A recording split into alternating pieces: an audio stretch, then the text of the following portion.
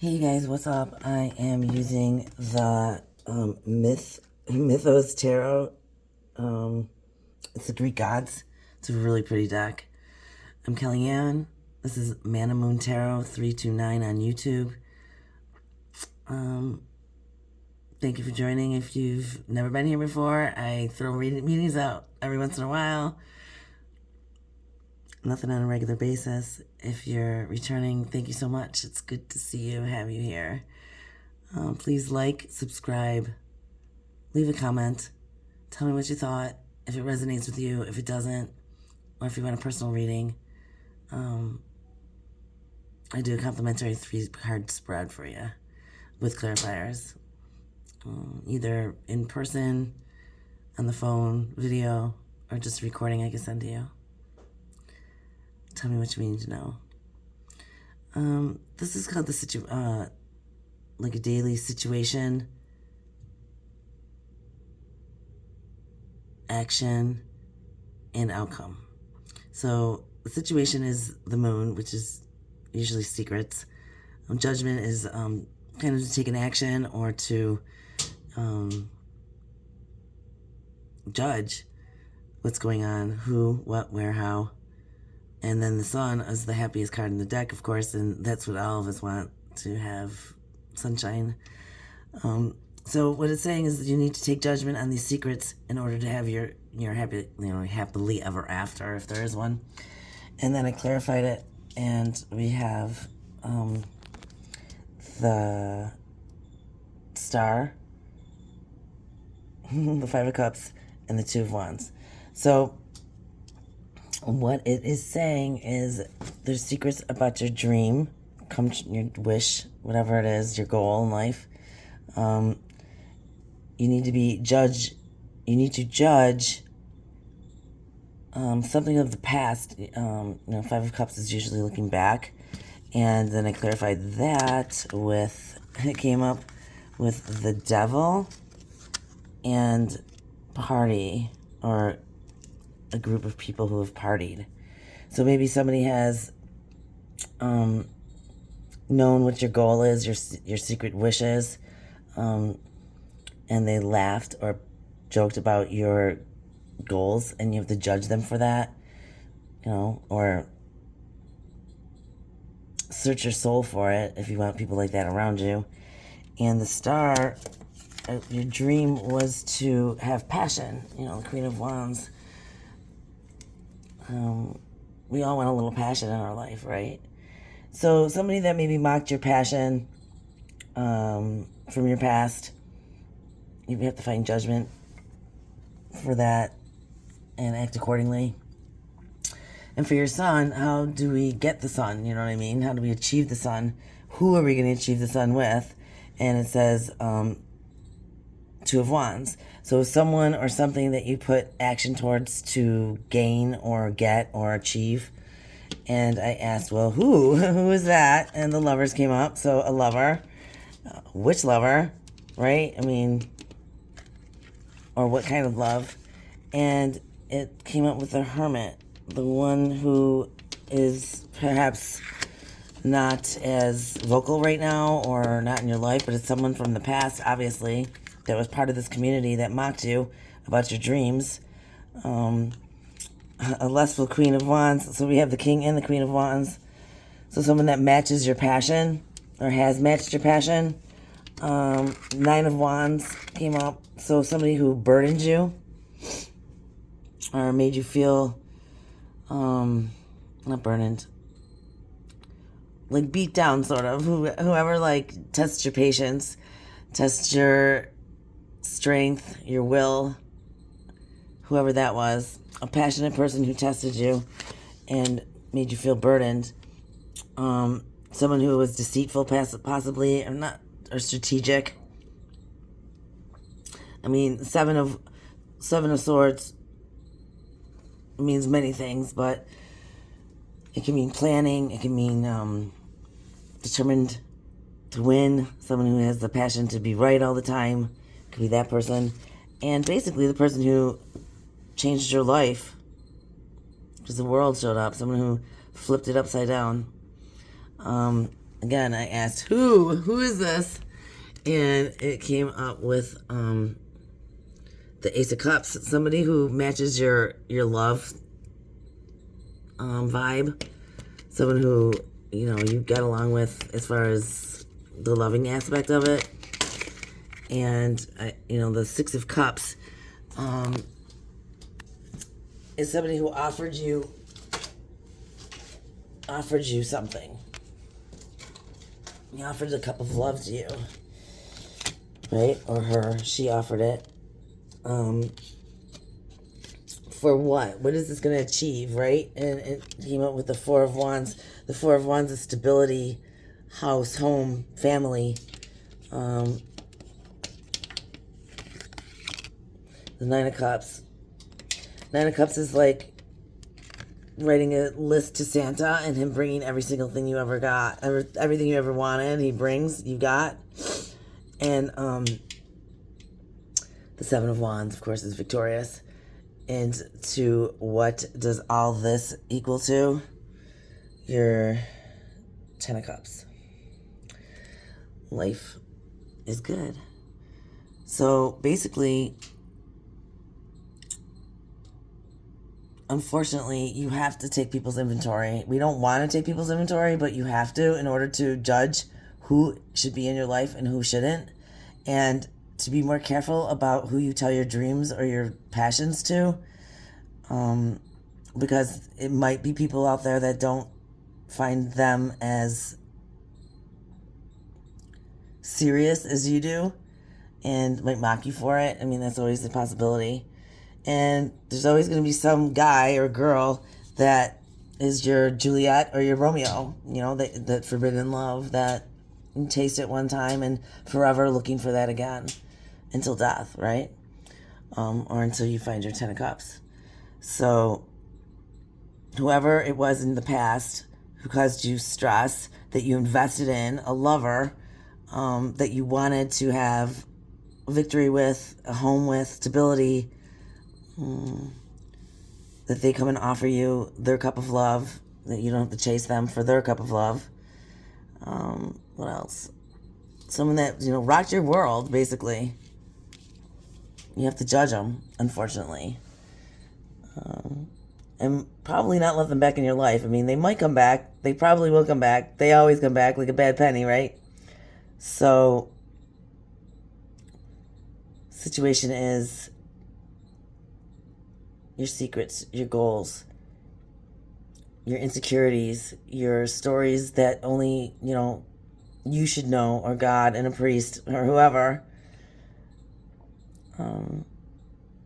Because some people use those as weapons, obviously. You know, they think it's funny and they burden you and they beat you down and they can be strategic with it. Kind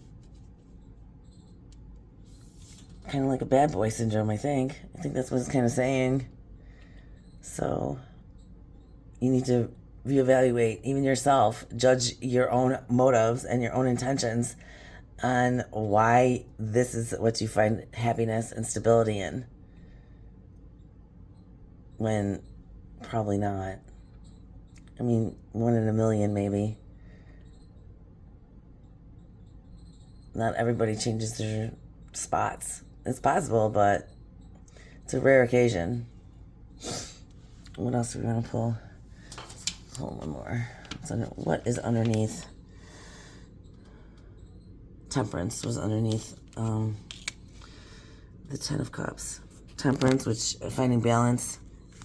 Alchemy, turning, you know, water into wine kind of thing. The Magician. Either they're acting like a magician or you are going to pull some tricks out of your hat. One or the other. What's that one? Four of Cups. A missed opportunity or boredom. Maybe you bored them. And let's see, the Queen of Swords. Definitely, male or female, you need to have some Queen of Swords in you. She's friendly, but she doesn't have to be your friend, right? She wants answers, but she's not going to beat them out of you. She'll just cut you off. She doesn't like liars, I know that for sure.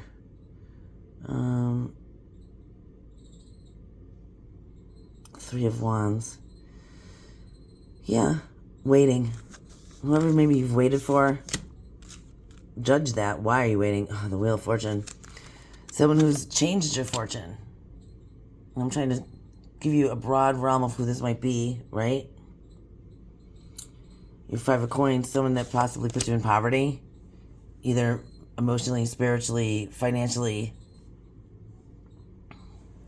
that made small gestures of offerings, breadcrumbing, basically. And the Chariot, perhaps somebody that took their victory and left, or you left after you realized that that's what they were doing. Two of Coins, someone who juggled. Two of Cups, someone that made a contract with you, but it just brought you burn-ins. And from that, you had a rebirth. So if you had a rebirth from this all happening, don't go back. Absolutely not. It's not worth it. You will be the Queen of Coins. You'll figure this out. You'll have Seven of Cups, which is choices.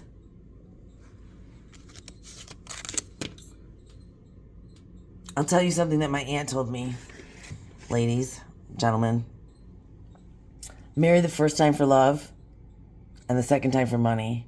You can learn to love wealth. Not that money is everything, but after you've gone for love, I went for love twice, so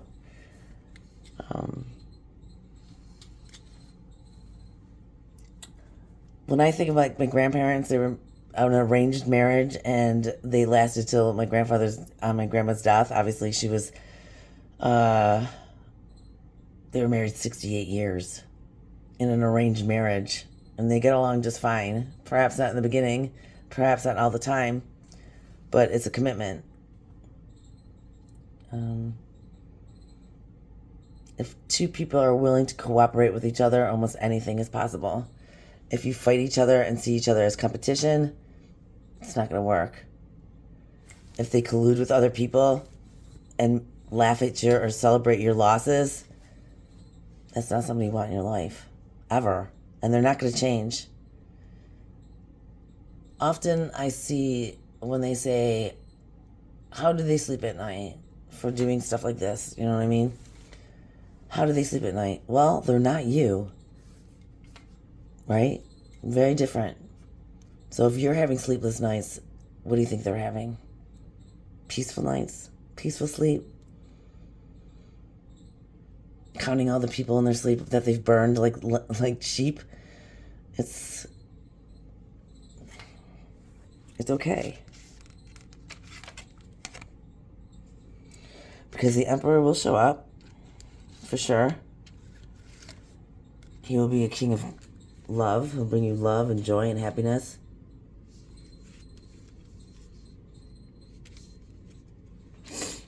He will make you change your mind. Unstuck, so you're not so stuck.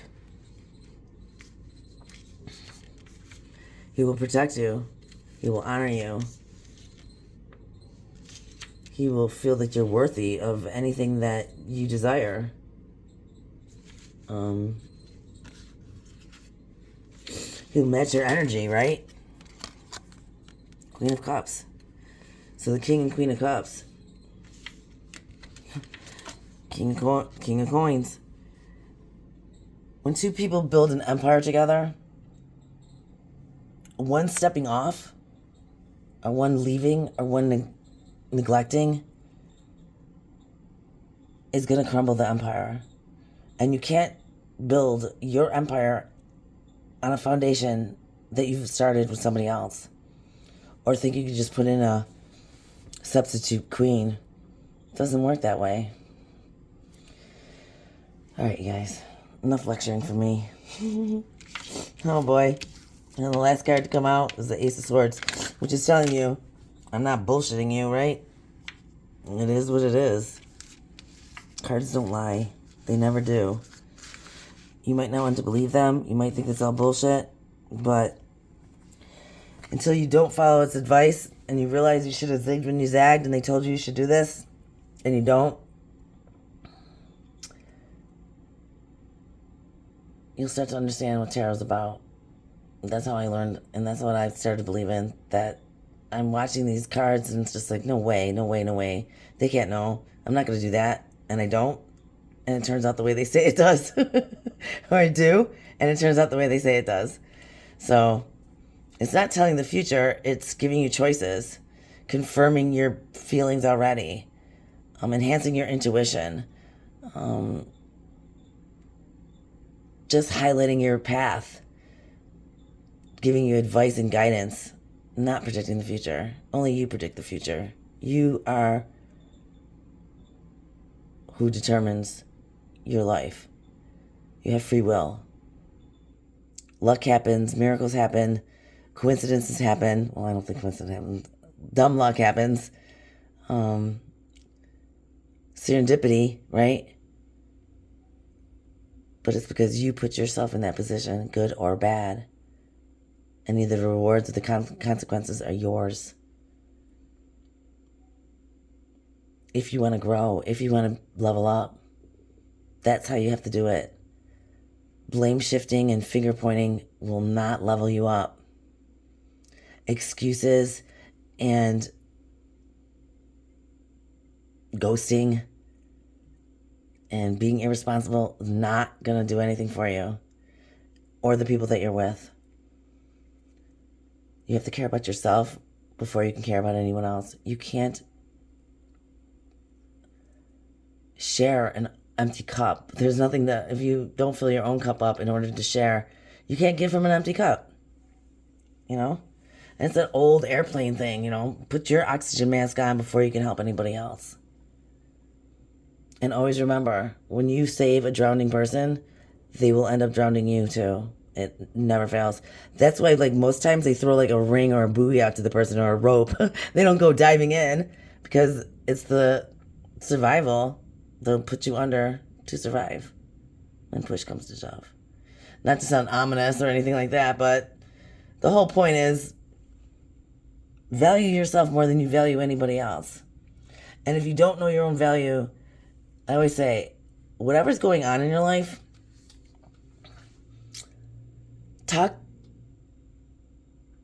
think about telling this story, your story, to a friend, or a friend, telling you your story.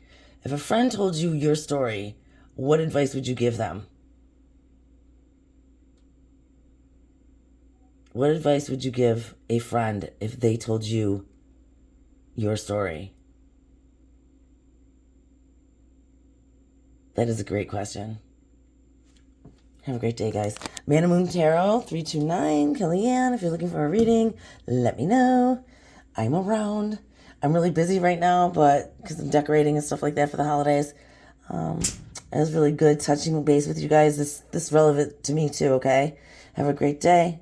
Get a hold of me if you need me. Bye.